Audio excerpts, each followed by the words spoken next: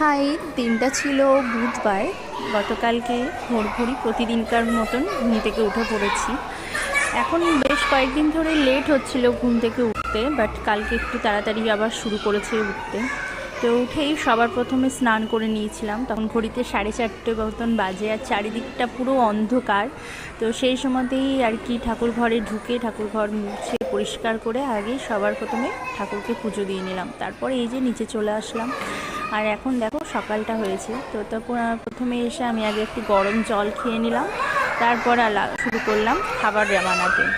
মেয়ের টিফিনটাও রেডি করতে হবে, তো শুরু করলাম রুটিটা বানাতে, তারপর মেয়ের টিফিনটাও আর কি করে নেব।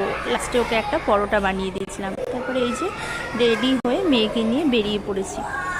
আর এখন না বেশ সকালবেলাতে মানে 4:30-5টা পর্যন্ত বেশ অন্ধকার থাকছে, কিন্তু এর আগে কিন্তু সেটা ছিল না। 4:30-এর একটু পরে একদম পুরো আকাশটা পরিষ্কার হয়ে যেত।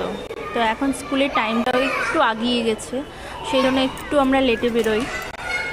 তো তারপর এই যে স্কুলে এসে আমরা সবাই মিলে আড্ডা দিচ্ছি, আর এই যে কিউটি পাই, ও আর কি স্কুল শরীরটা খারাপ করছিলো বলে ও আগেই চলে এসেছে। ওর সাথে না আমার বন্ডিংটা খুব ভালো। ও আমার একটা ফ্রেন্ডের মেয়ে, বাট ও এতটাই মিষ্টি, আমাকে এতটাই ভালোবাসে কি বলবো। তারপরে এই যে মেয়েকে নিয়ে বাড়ি চলে আসলাম। তো দেখা হচ্ছে নেক্সট ব্লগে, ততক্ষণের জন্য টাটা।